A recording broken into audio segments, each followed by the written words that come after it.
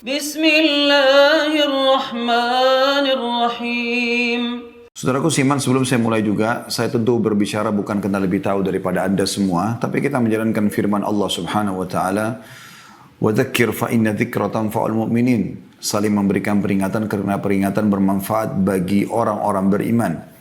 Dan juga sabda baginda Nabi sallallahu alaihi wasallam, "Ad-dinun nasiha." Agama ini semua isinya nasihat. Kita coba fokus tentang masalah sukses dalam mendidik anak, saudaraku seiman. Saya coba merenung-renung pada saat melihat tema ini, maka saya melihat yang paling tepat untuk kita buka, yaitu hadis Nabi Sallallahu Alaihi Wasallam yang kita semua sudah tahu, hadis Bukhari Muslim, di mana beliau bersabda, "Kullukum ra'in wa kullukum mas'ulun ar-ra'iyati." Kalian semua pemimpin dan kalian akan diminta pertanggungjawaban terhadap apa yang dipimpinnya. Lalu baginda Nabi SAW merincikan, apakah yang dimaksud hanya pemimpin negara atau memang ada yang lainnya. Nabi SAW mengatakan, "Wal imamu ra'in wa mas'ulun ar-ra'iyati." Seorang pemimpin negara, dia adalah pemimpin dan akan diminta pertanggungjawabannya. Warrajulu ra'in fi ahlihi wa mas'ulun ar-ra'iyati. Dan seorang laki-laki, dia bertanggung jawab terhadap keluarganya sebagai suami dan sebagai ayah kalau sudah punya anak. Dan juga akan diminta pertanggungjawaban. Wal mar'atu ra'iyatun fi baiti zawjiha wa mas'ulatun ar-ra'iyatiha. Begitu pula dengan wanita.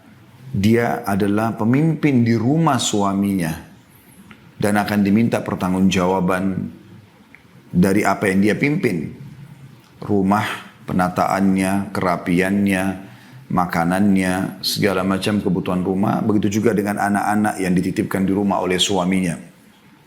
Wal khadimu ra'in fi mali sayyidihi wa mas'ulun ar-ra'iyati. Seorang pembantu, seorang pegawai, staf, mereka adalah pemimpin di harta pemimpinnya atau tuannya, atasannya, dan dia juga akan diminta pertanggungjawaban atas apa yang dipimpin itu. Wa kullukum ra'in wa mas'ulun ar-ra'iyati.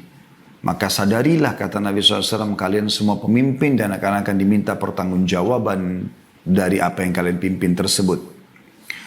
Juga dalam hadis Bukhari Muslim yang lain, kalau di hadis pertama tadi kita sudah tahu kita semua adalah pemimpin, ya. Jadi tidak harus lingkupnya adalah pemimpin negara, tapi seorang suami, ayah, seorang istri, ibu, seorang atasan, seorang bawahan, semuanya bertanggung jawab. Maka Nabi SAW mengingatkan dalam hadis Bukhari yang Muslim, hadis Bukhari Muslim yang lain berbunyi, "Ma min 'abdin yastar'ihi Allahu ra'iyatan yamutu yawma yamutu wa huwa ghashun li ra'iyatihi illa harramallahu 'alaihi al-jannah." Tidak ada seorang hamba pun yang telah Allah bebankan padanya kepemimpinan. Tadi sudah dirincikan di hadis pertama siapa saja pemimpin-pemimpin tersebut. Lalu kemudian dia mati sementara dia menipu, ya, atau membengkalaikan yang sedang dia pimpin, kecuali Allah akan haramkan baginya surga. Jadi coba Anda renungi baik-baik dalil-dalil seperti ini supaya kita tahu apa yang sedang kita bahas ke depan. Ada tanggung jawab di sini. Juga Nabi SAW bersabda dalam hadis riwayat Ahmad, dan juga Bukhari sebutkan dalam adab mufrad, yang artinya, berilah nafkah anakmu dari harta bendamu dan jangan angkat tongkatmu ke tubuh mereka untuk mendidik, serta ajaklah mereka takut kepada Allah. Bagaimana Nabi SAW menitik beratkan adanya tanggung jawab orang tua kepada anak. Kalau kita sempitkan bahasan ke sini, karena tentu dengan 1 jam tidak mungkin kita bahas semua pemimpin-pemimpin tersebut. Tapi kita bicara sekarang orang tua kepada anak. Termasuk juga guru-guru di sekolah terhadap anak didiknya, yang merupakan amanah dia terima gaji untuk mendidik mereka. Ibnu Qayyim memberikan sebuah poin peringatan baik dalam buku beliau, yaitu Tuhfatul Maudud bi Ahkamil Maulud. Terjemahannya kurang lebih, barang siapa yang tidak mendidik anaknya tentang perkara bermanfaat dan menelantarkan pendidikan mereka, maka ia telah melakukan kesalahan yang sangat fatal.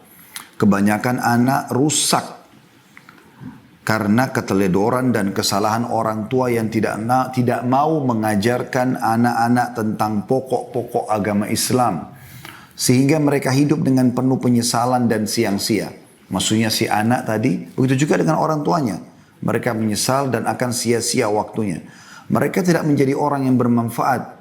Dan juga orang tuanya tidak mengambil manfaat dari mereka.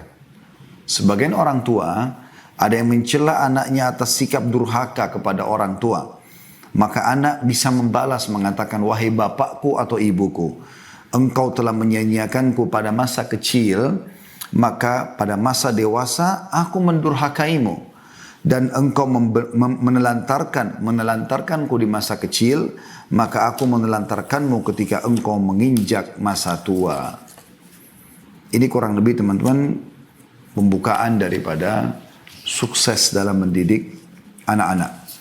Sebelum jauh teman-teman kita masuk membahas masalah ini, tentu saya coba ringkaskan karena ini bahasanya cukup panjang. Ada bahasan kami tentang bedah buku ya, judul bukunya itu beginilah seharusnya mendidik anak dalam Islam sesuai Al-Quran dan Sunnah. Ini seingat saya kalau nggak salah ada 40 episode ya. Tahap demi tahap kita membahas tentang masalah pendidikan anak. Namun karena waktu kita hanya sejam, saya coba padatkan ya. Semoga Allah SWT berkahi. Saya ingin menyinggung dulu tentang makna sukses teman-teman. Banyak orang memahami sukses ini sesuatu yang sangat berat, sulit, ya, butuh upaya yang sangat besar. Padahal sebenarnya sukses itu selalu terjadi dalam keseharian kita. Anda harus merasakan kesuksesan itu di setiap lini kehidupan Anda. Walaupun itu adalah hal yang kecil. Contoh sederhana, Anda haus, kemudian Anda berhasil mendapatkan air sehingga haus Anda hilang. Bukankah Anda sudah sukses menghilangkan haus tersebut? Pada saat Anda lapar, kemudian Anda berhasil mendapatkan makanan dan menghilangkan rasa lapar. Bukankah Anda sukses di poin itu? Kalau Anda tarik ini kepada pasangan hidup juga, istri, suami, Anda berhasil menghilangkan laparnya, haus yang membantu dia untuk itu, Anda sudah sukses. Bukankah juga terjadi itu pada anak-anak? Pada saat Anda bisa menghilangkan laparnya, hausnya, maka pada saat itu Anda sudah sukses. Anda bisa beristirahat pada saat capek, Anda bisa berbicara pada saat Anda ingin menyampaikan sesuatu, Anda bisa menyanggah, bisa memberi masukan, bisa memulai, bisa menolak dan segala macam adalah kesuksesan. Oleh karena itu teman-teman, sukses ini adalah dia masuk ke setiap lini kehidupan kita dan substansial kehidupan, dan nanti dia akan kalau digabungkan akan menjadi akumulasi kesuksesan itu. Oleh karena itu teman-teman, kalau Anda berhasil menghilangkan satu sifat buruk diri Anda saja, atau pasangan, atau anak Anda sudah sukses di poin itu. Anda tinggal coba membuka pintu-pintu kesuksesan di lini-lini yang lainnya. Ya. Baik, kita melihat teman-teman kalau pendidikan anak, kudwa kita, suri teladan kita yang terbaik adalah utusan Allah Subhanahu Wa Taala, Rasulullah Sallallahu Alaihi Wasallam. Rasulullah SAW adalah sebaik-baik pendidik. Dan kita lihat bagaimana beliau mendidik anak. Dinukil dalam sebuah riwayat dari Ummul Mukminin Aisyah radhiyallahu anha, beliau berkata, ada sekelompok orang datang kepada Rasulullah sallallahu alaihi wasallam, lalu mereka bertanya, apakah Anda mencium anak-anak Anda? Beliau menjawab, iya. Maka mereka berkata, demi Allah, kami tidak pernah mencium anak-anak kami. Maka Rasulullah SAW bersabda, apakah aku mampu menghalangi bila Allah telah mencabut perasaan sayang dari hati kalian? Hadits ini diriwayatkan oleh Bukhari dan Muslim. Di dalam riwayat lain, Abu Hurairah radhiyallahu anhu menukil bahwasanya Nabi SAW pernah mencium Al Hasan bin Ali radhiyallahu anhuma, cucu beliau. Maka Aqra bin Habis radhiyallahu anhu, seorang sahabat Nabi tapi tinggal di padang pasir, seorang badui, berkata, aku punya 10 anak, sementara aku tidak pernah menciumnya. Maka apa kata Nabi SAW? Pendidik yang terbaik. Man la yarham, la yurham. Siapa yang tidak mengasihi, tidak sayang, maka tidak akan disayang. Hadis ini riwayat Bukhari Muslim. Juga dari hadis Jabir bin Abdullah radhiyallahu anhuma, dia berkata bahwa Rasulullah SAW bersabda, man la yarhamin nas, la yarhamhullah. Siapa yang tidak mengasihi anak-anak, atau siapa tidak mengasihi manusia, maka dia tidak akan disayangi atau dikasihi oleh Allah. Hadis ini juga riwayat Bukhari Muslim. Ada seorang wanita juga pernah dinukil dari Anas radhiyallahu anhu, datang kepada Aisyah radhiyallahu anha, lalu beliau memberi 3 butir kurma. Maksudnya Aisyah memberikan 3 butir kurma kepada ibu tersebut. Sementara ibu ini diikuti oleh 2 anaknya. Maka ibu tersebut pun memberikan anak-anaknya masing-masing sebutir kurma. Dan ibu pun itu memegang 1 butir kurma.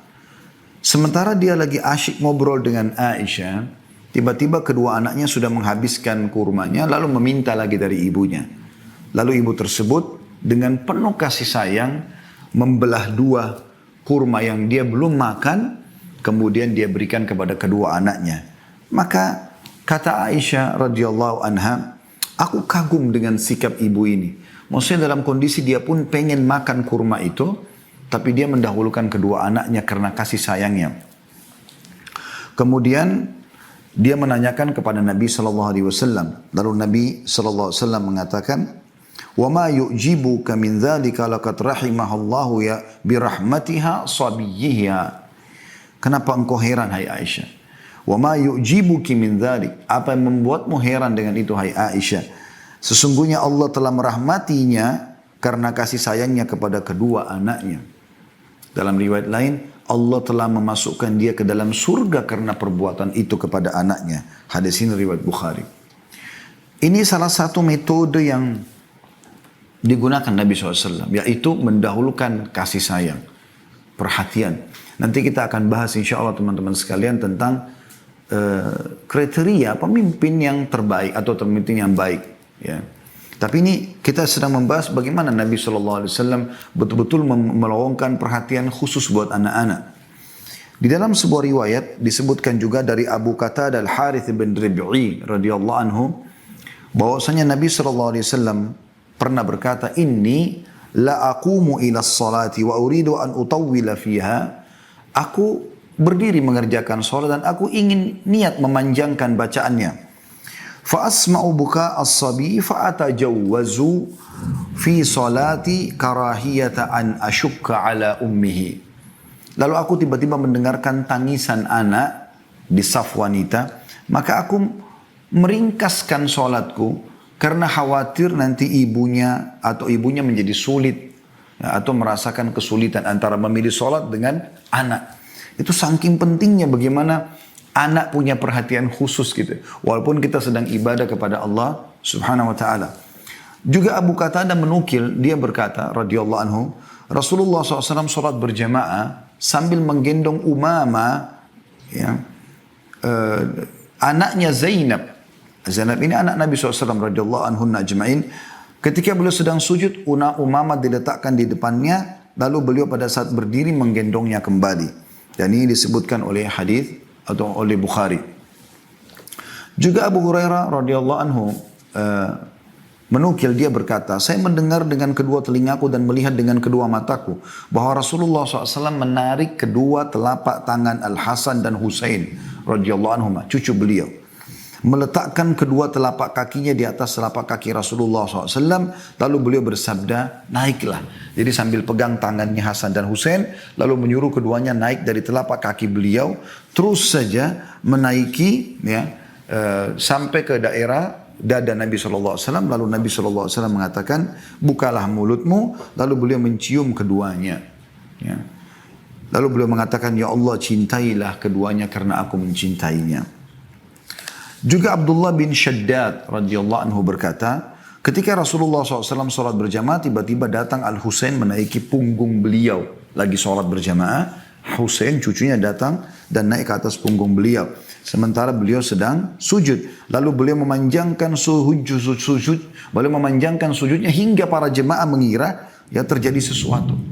Maka Nabi SAW mengatakan, ya, maksudnya orang mengira Nabi SAW sudah meninggal atau apa, kok lama sekali sujudnya. Setelah salam, orang melihat ternyata di punggung beliau ada Husain, cucunya, masih kecil. Lalu apa kata Nabi SAW? Inna bni irtahalani fakarihtu an u'ajjilahu hatta yaqdiya hajatah. Sesungguhnya cucuku ini menaiki punggungku, maka aku tidak ingin memburu-burunya hingga dia menunaikan hajatnya. Hadis ini diriwayatkan oleh An-Nasai, Ahmad dan seterusnya. Atau banyak riwayat perawi-perawi yang lain. Anas bin Malik juga radhiyallahu anhu menukil bahwasanya Rasulullah SAW mengunjungi orang-orang Ansar dan beliau memberi salam kepada anak-anak kecil, mengusap-ngusap kepala mereka.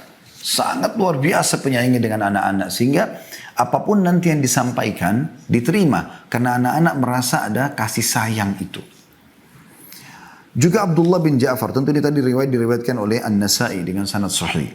Abdullah bin Ja'far juga radhiyallahu anhu berkata, Rasulullah SAW mengusap radhiyallahu anhu, ya, dia ayah sahabat.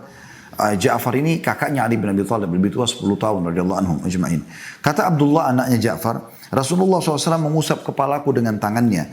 Kira-kira beliau mengusap 3 kali dan setiap mengusap beliau selalu berdoa, ya Allah berilah ganti kepada Ja'far dengan kebaikan pada anaknya.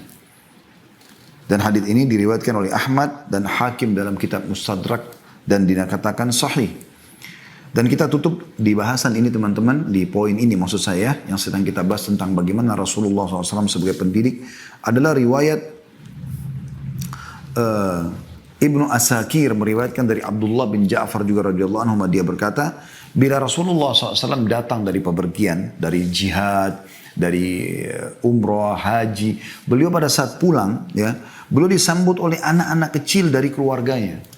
Selalu datang anak-anak di pintu-pintu gerbang Madinah. Pernah suatu ketika beliau datang dari bepergian dan aku adalah orang pertama yang menyambutnya, maka beliau memboncengku di depan beliau, maksudnya menggendong, ya, atau meletakkan di depan tunggangan beliau.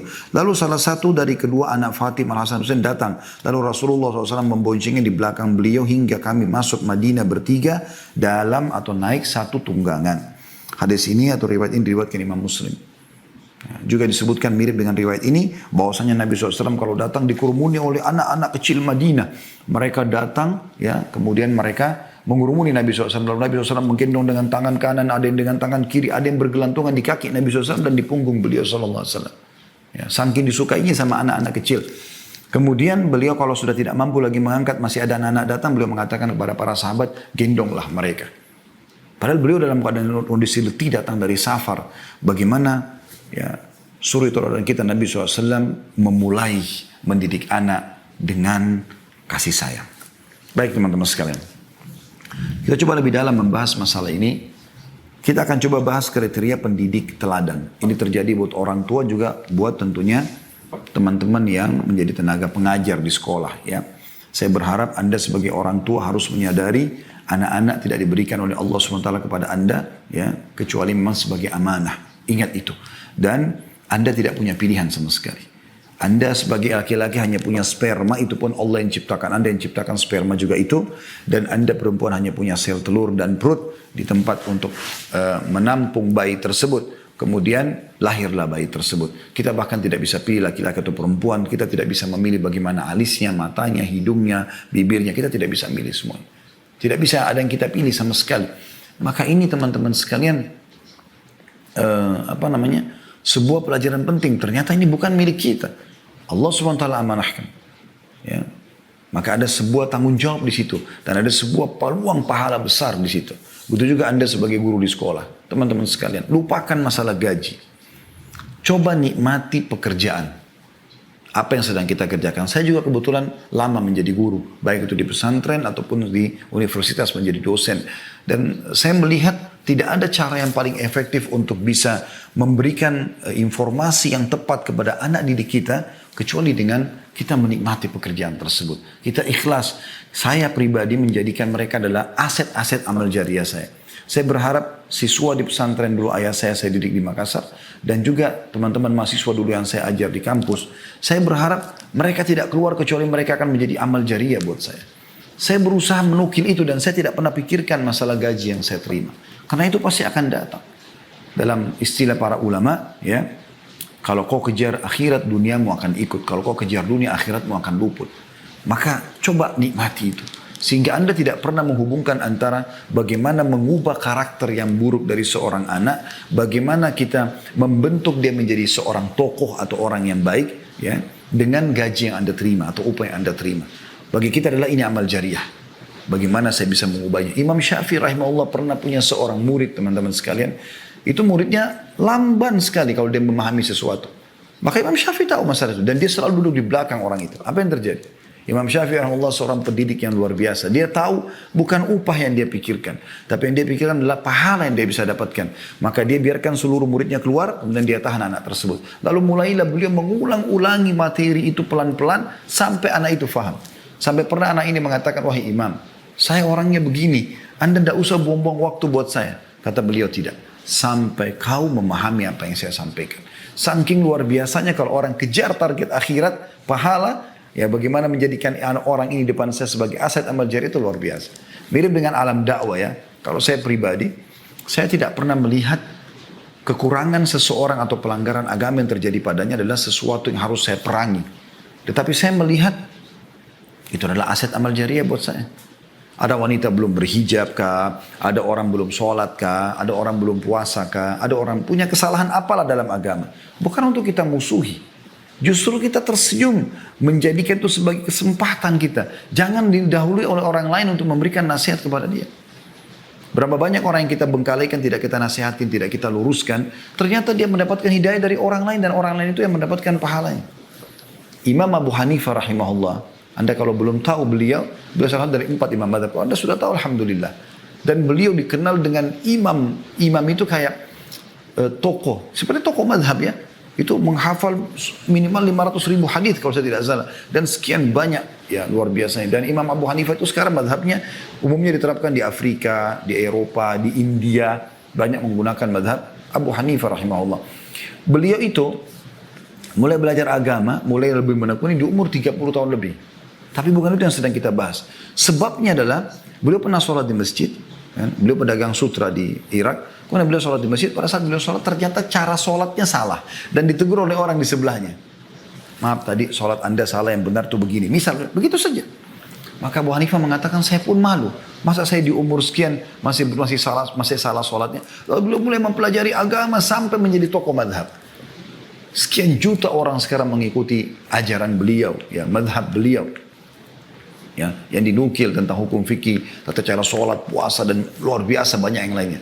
Pertanyaan sederhana teman-teman. Pernah nggak orang yang sedang menasihati Abu Hanifah tadi untuk membetulkan sholatnya berpikir yang dia nasihati ini akan menjadi imam madhab? Pernah nggak anda renungi teman-teman yang orang tadi meluruskan sholat satu kesalahan tadi ternyata bisa panen seluruh pahalanya Abu Hanifah rahimahullah. Itu luar biasa. Ya. Baik teman-teman. Kriteria pendidik yang baik, yang pertama bagi orang tua dan juga anak, bagi guru ya maaf, bagi orang tua dan juga guru pendidik di lembaga pendidikan. Yang pertama teman-teman, pemaaf dan tenang. Ini penting sekali, pemaaf dan tenang. Kalau orang sudah seperti kita sudah bisa mengontrol emosi segala macam, maka tentu orang tidak akan melakukan kesalahan. Dan kalau anda selalu yang terbawa adalah emosional, anda tidak akan pernah bisa memperbaiki orang. Perhatikan apa yang Allah sebutkan tentang masalah pemaaf ini. Allah sebutkan dalam surah Al-Imran. Surah nomor 3 ayat 134. Kalau anda yang sedang mengikuti acara kita ini bisa membuka aplikasi Al-Quran di handphone, coba dilihat ya. Al-Imran surah nomor 3 ayat 134. Allah subhanahu wa ta'ala berfirman. A'udzubillahi minasyaitonirrajim. Wal qadhimina al-ghaidha wal 'afina 'anil nas. Wallahu yuhibbul muhsinin. Ini tentu potongan ayat ya. Potongan ayat Al-Imran 134. Yang bunyinya, dan orang-orang yang menahan amarahnya. Qadhiminal ghaidh, kata ulama, ya, adalah orang yang marah dalam kondisi dia punya power, dia dalam kondisi benar, dia marah, dia bisa lampiaskan. Tapi dia qadhim artinya dia menahannya. Justru pada saat itu, wal qadhiminal ghaidh, Allah malah memuji mereka. Lalu Allah mengatakan wal afina anin nas, orang yang suka memaafkan orang lain. Maafkan. Mereka masih jahil. Kalau mereka sudah tahu seperti kita, maka tentu saja mereka tidak akan lakukan. Maafkan mereka. Jadikan mereka tadi saya bilang aset amal jariah Anda. Wallahu yuhibbul muhsinin, dan Allah suka orang-orang yang berbuat kebaikan. Maksudnya siapa? Tadi orang yang menahan emosinya, padahal dia bisa melampiaskan karena dia seorang guru, dia orang tua, dia bisa main pukul, main segala macam hukum. Tapi tidak. Dia dahulukan sifat kasih sayangnya, pemaafnya. Dalam ayat yang lain, Allah SWT memerintahkan dalam surah Al-A'raf ayat 199. Al-A'raf 199 yang berbunyi, A'udzu billahi minasyaitonir rajim, khudil afwa wa'mur bil 'urfi wa'arid 'anil jahilin. Peganglah sikap memaafkan. Pelongkan. Tapi dia jahat Ustaz. Iya. Tapi kan dia bodoh Ustaz. Iya. Kita juga tahu. Semua juga orang tahu. Tapi agama Anda, Allah Tuhan Anda mengajarkan Anda apa? Allah mengatakan khudil afwa. Peganglah sikap memaaf itu. Nah, kita ada masalah, maafin. Ya. Dan suruh orang mengerjakan yang ma'ruf.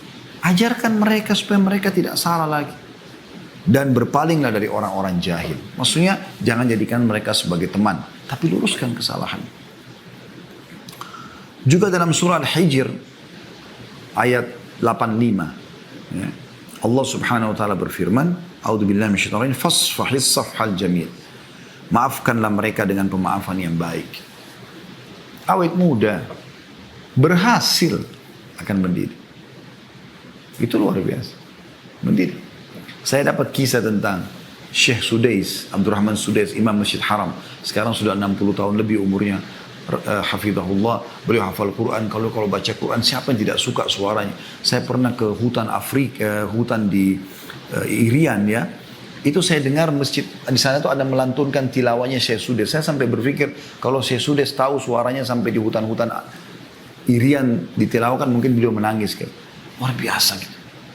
Salah satu kisah pernah dinukil oleh seseorang mewawancarai beliau sambil bertanya, apa kata kunci suksesnya Anda ini? Apa kata beliau? Dulu waktu saya kecil kalau saya nakal, ya, maka ibu saya mengatakan, pergilah ke Masjid Haram, semoga kau jadi imam haram.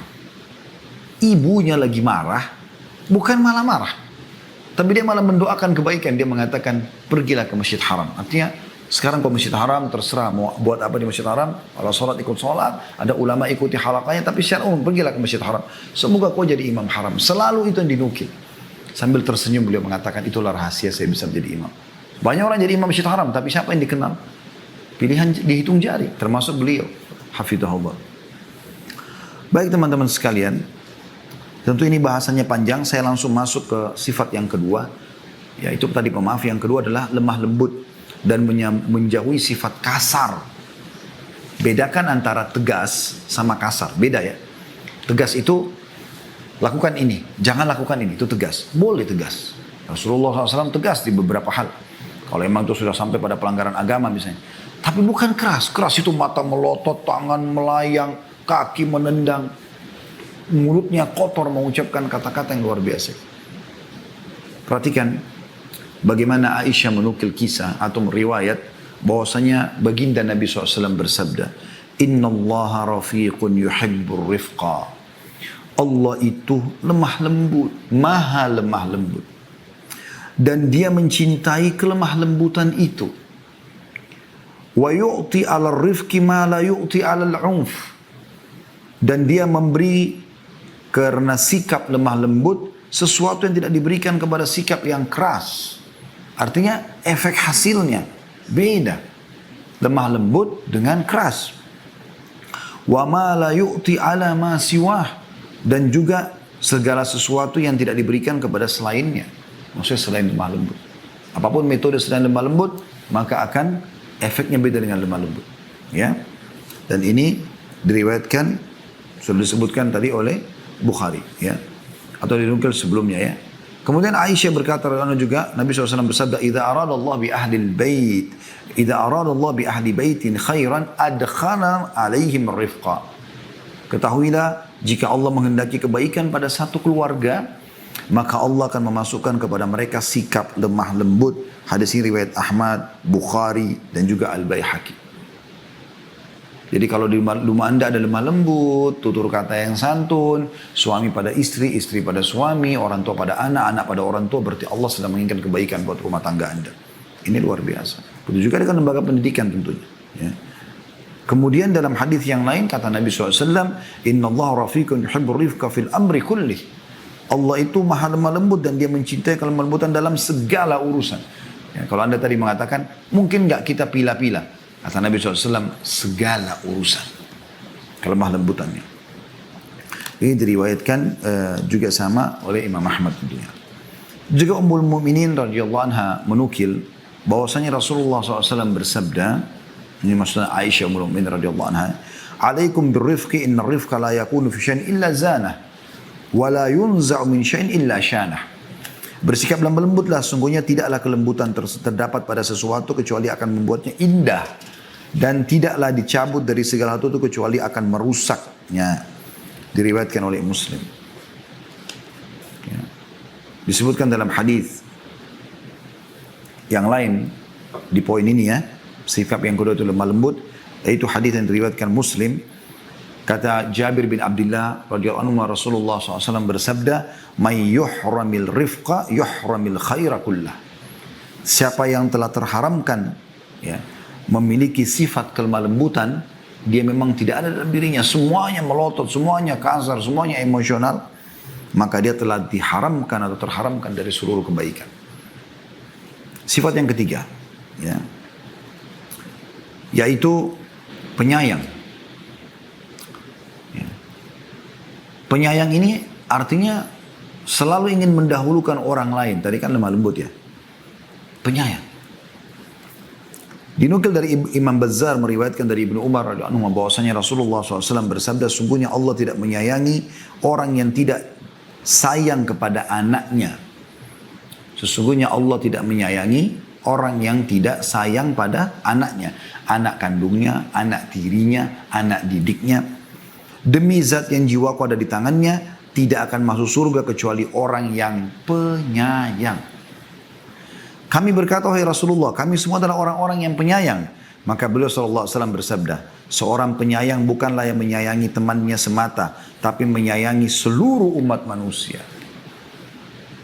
Jadi kalau anda maksudkan sayang hanya pada orang-orang tertentu yang anda hormati, maka berarti belum.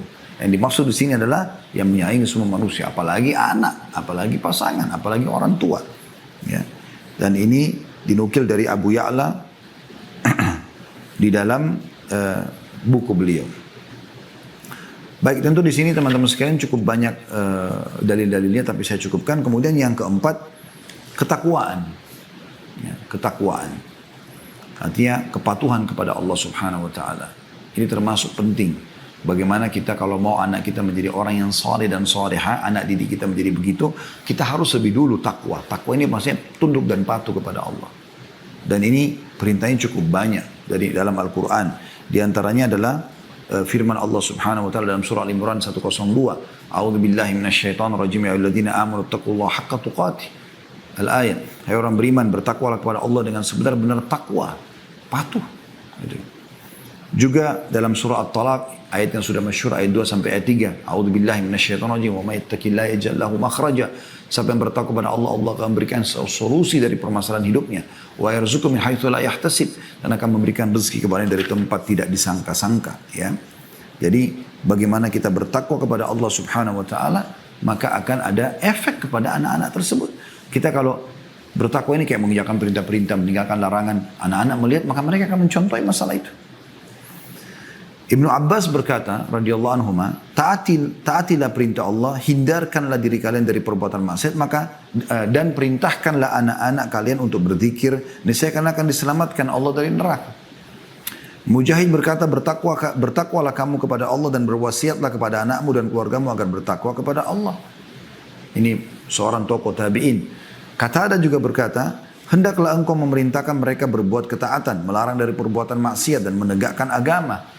Hendaklah kamu menyuruh dan membantu mereka berbuat ketaatan dan engkau jauhkan mereka dari perbuatan kemaksiatan.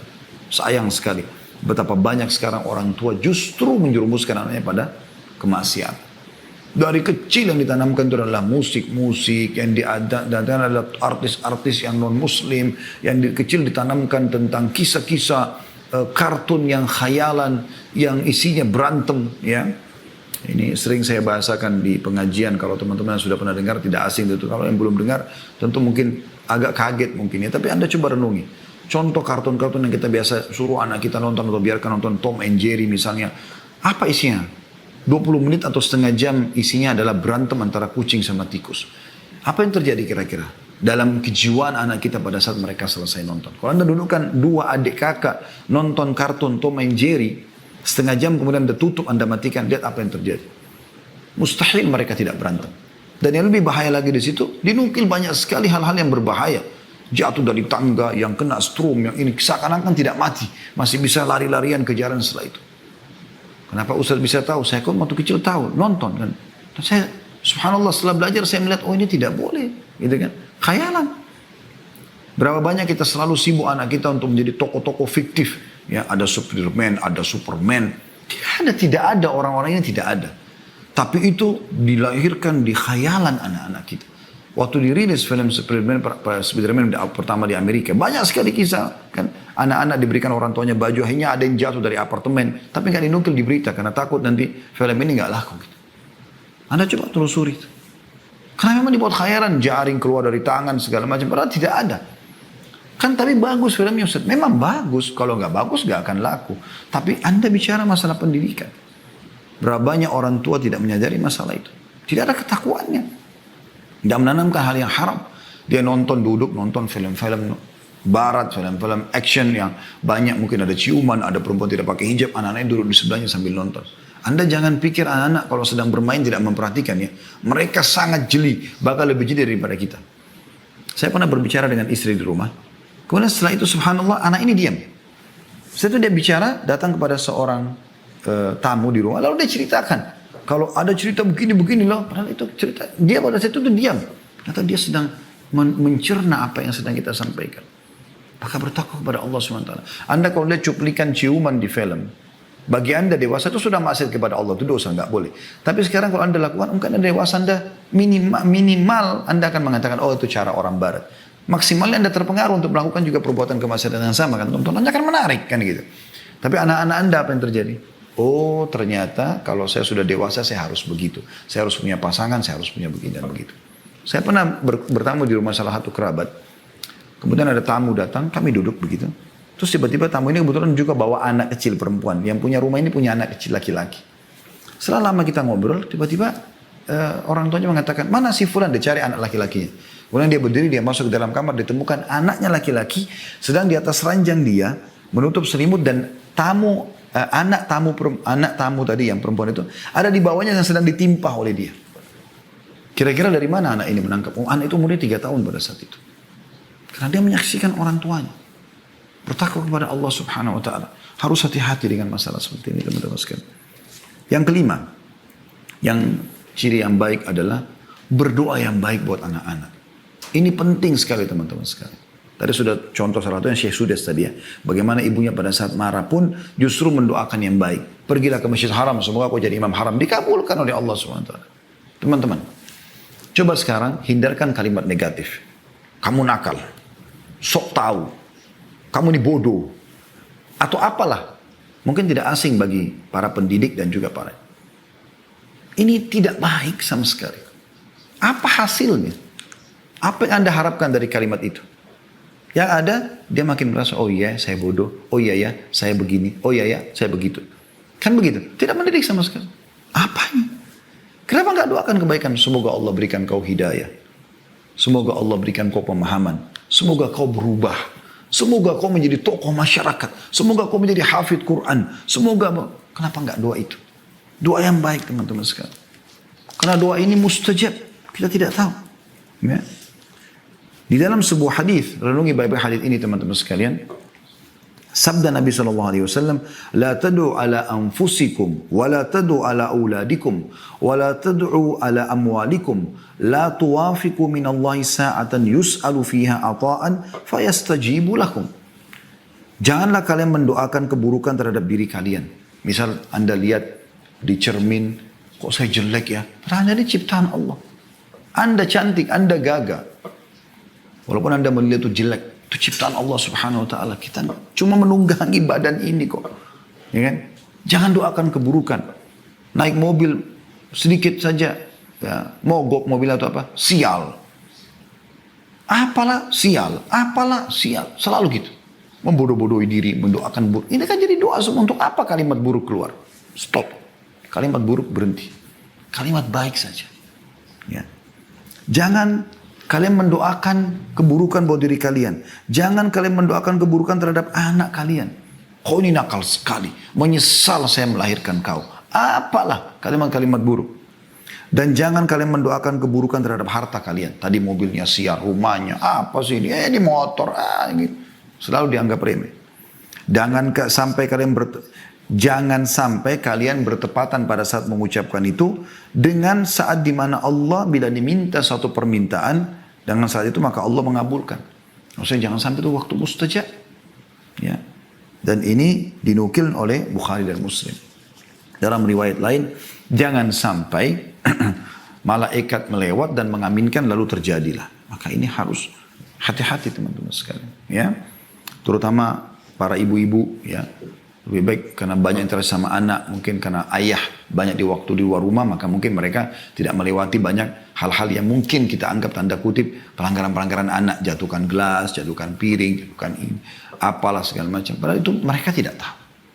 Teman-teman sadarkan diri kita, kalau kita menjadi mereka, ya, atau mereka menjadi kita, apakah mereka akan jatuhkan gelas itu?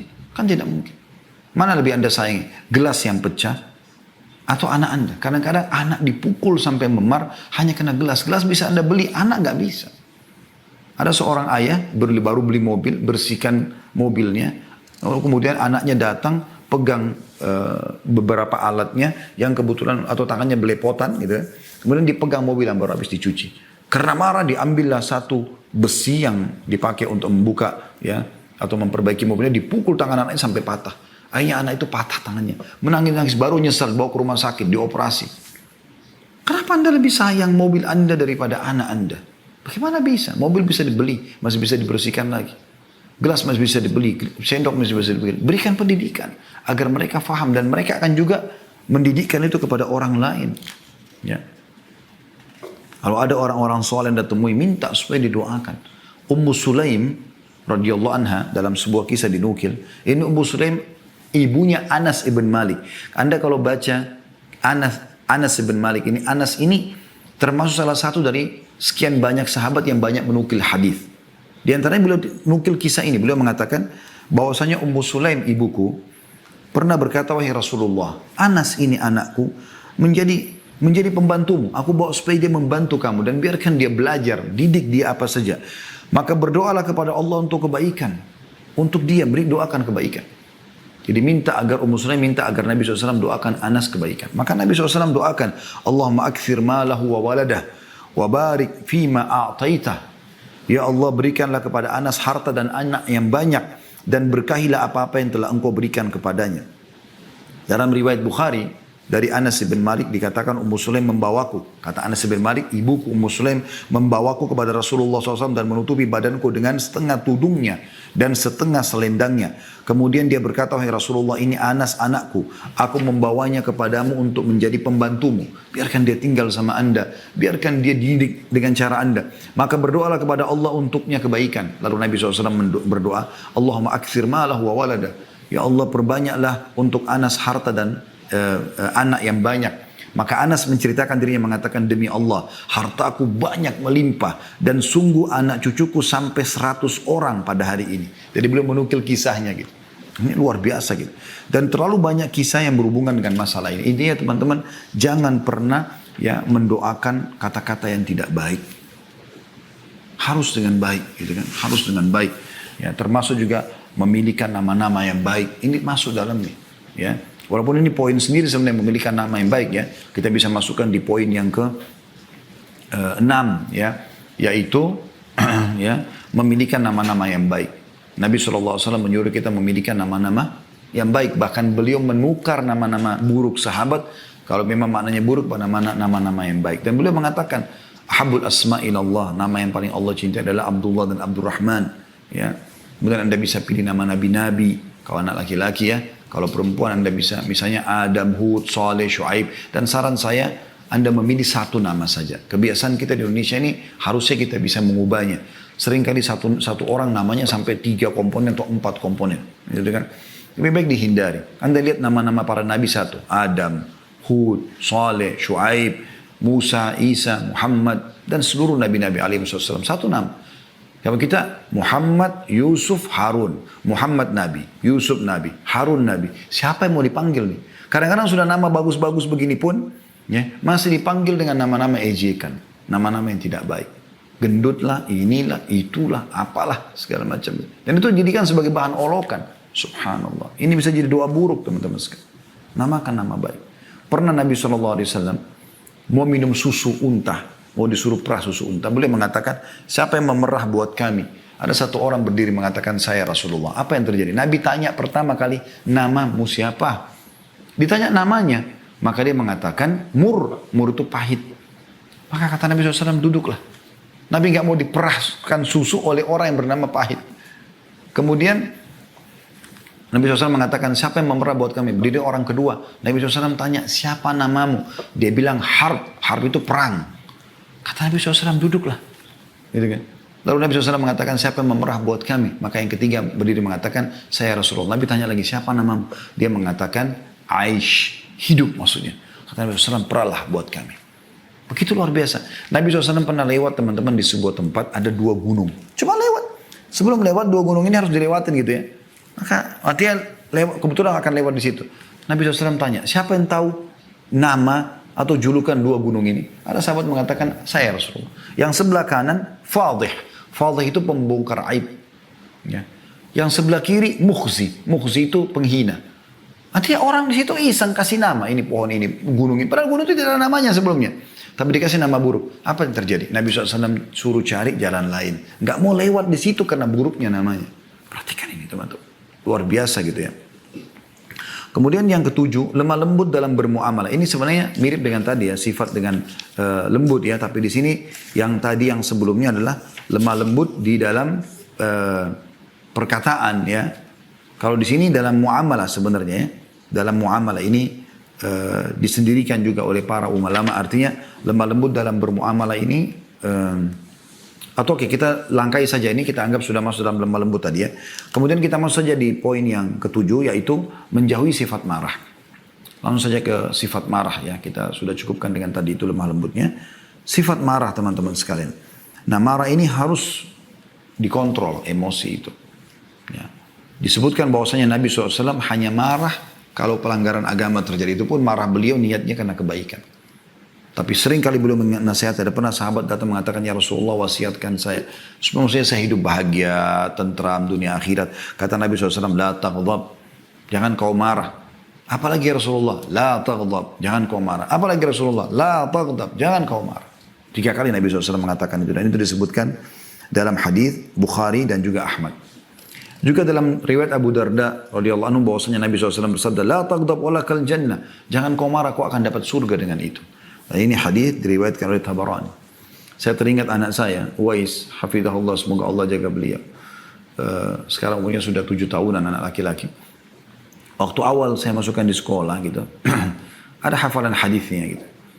Nah hadis ini disebut, diajarkan di sekolah. Ya.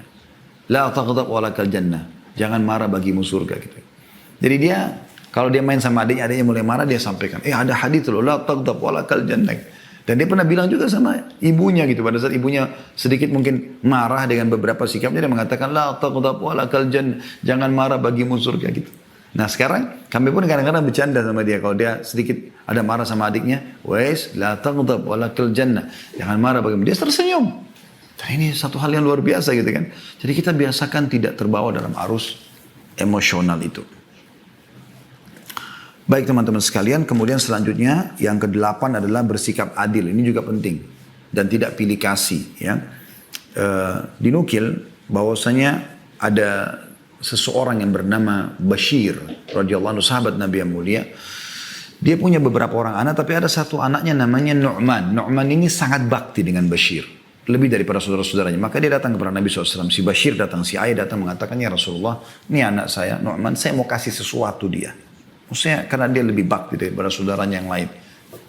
Saya mau minta anda jadi saksi. Apa kata Nabi SAW? Apakah kau lakukan itu pada anakmu yang lain? Dia bilang tidak ya Rasulullah. Kata Nabi SAW, kalau gitu saya nggak mau jadi saksi. Lalu Nabi balik bertanya kepada Bashir, mau nggak kau anak-anakmu berbakti secara rata, sama semua? Dari yang pertama sampai yang paling bungsu semuanya sama. Laki-laki perempuan sama baktinya dengan kau. Atau kepadamu, kata Bashir, iya ya Rasulullah. Kata Nabi SAW, kalau gitu adillah dalam pemberian kepada mereka. Bermuamalah pun begitu. Hati-hati teman-teman.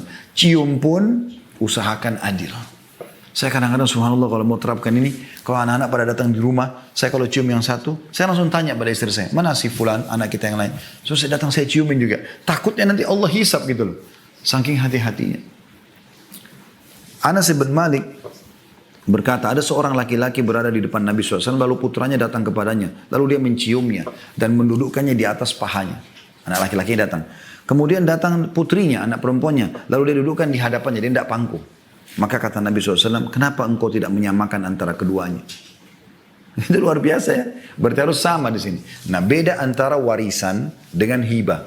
Pemberian itu teman-teman sekalian harus rata. Adil. Ya, rata semuanya. Sama teman-teman di lembaga pendidikan. Rata dalam, jangan pilih kasih. Jangan karena ini pintar, lalu anda pilih kasih dengan tidak. Justru yang tadi saya bilang yang masih bodoh menurut anda itu, anda jadikan dia supaya pintar. Itu baru anda sukses di poin itu. Nah itu penting sekali. Bagaimana kita bisa mengubah orang untuk menjadi lebih baik sehingga kita bisa panen amal jariah. Itu penting teman-teman sekalian. Kemudian yang tidak kalah penting juga teman-teman sekalian adalah kita tutup dengan ini karena waktu asar ya. Sumber pedoman pendidikan. Ya. Yang pertama Al-Quran teman-teman sekalian. Jangan pernah luputkan Al-Quran daripada anak-anak kita. Al-Quran, Al-Quran, Al-Quran selalu saya ingatkan. Ajarkan mereka membaca Al-Quran. Ya. Ibnu Abbas berkata radhiyallahu anhuma, barang siapa membaca Al-Quran sebelum umur balik, udah lancar baca Quran, ya, udah mulai menghafal, maka dia termasuk orang-orang yang diberikan hikmah di masa kecil. Begitu juga Ali bin Abi Thalib berkata, Rasulullah SAW bersabda, barang siapa membaca Al-Quran dan menghafalnya, menghalalkan apa yang dihalalkan di dalamnya, dan mengharamkan apa yang diharamkan di dalamnya, maka Allah akan memasukkannya ke dalam surga, dan memberi syafaat kepada 10 dari anggota keluarganya yang telah divonis masuk neraka. Hadis ini riwayat Tirmidzi, Ahmad dan Ibnu Majah. Ini luar biasa. Apa membuat anda ragu tentang Al-Quran? Renungi firman Allah SWT ini dalam surah Al-Maidah ayat 15 sampai 16. A'udzu billahi minasyaitonir rajim. Laqad ja'akum minallahi nurun wa kitabun mubin. Yahdi bihi Allahu man ittaba' ridwanahu subulas salami wa yukhrijuhum minadh dhulumati ila nuri bi'idnihi wa yahdihim ila siratim mustaqim. Sungguh telah datang kepada kalian cahaya dari Allah dan kitab yang menjelaskan Al-Quran. Dengan kitab itulah Allah memberi petunjuk kepada orang yang mengikuti keridhaannya ke jalan keselamatan. Dan dengan kitab itu pula Allah mengeluarkan mereka dari berbagai kegelapan kepada cahaya dengan izinnya. Dan menunjukkan mereka kepada jalan yang lurus. Kita sayangkan sekali sekarang teman-teman sekalian. Selalu di pendidikan itu dibedakan antara mana yang mana yang pendidikan umum, mana pendidikan agama. Kalau pendidikan umum tidak akan dipelajari Al-Quran. Ini aneh sekali. Ini aneh sekali. Di Mauritania saya dengar berita teman-teman sekalian. Walaupun dia dokter, walaupun dia insinyur, walaupun dia jurusan-jurusan umum. Tapi mereka tuh hafal Quran 30 juz. Mereka kalau duduk di majelisnya, yang mereka bicarakan adalah sebab turunnya ayat ini, perkataan sahabat, ada hadits yang menguatkan ini. Mereka tidak bicara tentang ilmu umumnya. Itu hanya pelengkap bagi mereka. Tapi agama nomor satu. Dan kita sayangkan juga teman-teman sekalian, menyedihkan sekali. Saya selalu menangkap lembaga pendidikan Islam, seperti misalnya pesantren ya, seperti tempat pembuangan saja. Orang tuanya kalau lihat anaknya nakal, nanti ayah atau ibu masukkan kau di pesantren ya, seakan-akan pesantren tempat pembuangan, penjara buat anak-anak nakal. Subhanallah. Harusnya anda dahulukan sekolah-sekolah Islam, baru kemudian kalau tidak lolos, baru anda masukkan ke sekolah umum. Lebih parah lagi ada orang memasukkan anak-anaknya ke lembaga-lembaga orang non-muslim, kafir. Katolik lah dan segala macam dengan alasan lebih bagus kurikulumnya. La haula wala quwata illa billah. Mana lebih baik daripada Al-Quran teman-teman sekalian. Saya pernah masuk pesantren, azan disuruh ke masjid, di kelas kita dengarkan Allah berfirman, kita diajarkan at-tajwid, kita diajarkan makna-makna tadabbur ayat Al-Quran, kita dikasih hafalan Quran, kita dikasih hafalan bacaan sholat dan segala itu yang menolong kita. Yang kedua, sunnah Rasulullah SAW. Ikuti sunnah-sunnah Nabi SAW. Ya. Ini harus dinukil untuk kita. Selalu ajarkan teman-teman, Rasulullah bersabda, selalu begitu. Dan biasakan selalu bilang sallallahu alaihi wasallam. Ini banyak sekali dalilnya teman-teman sekalian. Karena melihat tinggal 5 menit lagi waktu asar, maka saya harus ringkaskan. Yang jelas teman-teman, Rasulullah SAW adalah sebaik-baik pendidik. Kata Nabi SAW, kullu ummati yadkhuluna jannata illa man aba. Semua umatku bisa masuk surga kecuali yang menolak. Qila wa man ya'ba ya Rasulullah. Siapa yang menolak untuk masuk surga ya Rasulullah? Qala man ata'ani dakhala jannah. Siapa yang mengikutiku pasti masuk surga. Wa man asani faqad aba. Dan siapa yang bermaksiat kepadaku tidak mau ikut petunjukku, maka dia telah menolak. Dan hadits ini diriwayatkan oleh Bukhari. Gitu. Tentu banyak sekali yang harus diperhatikan dalam poin ini. Tapi yang jelas Anda ambil pesannya di sini.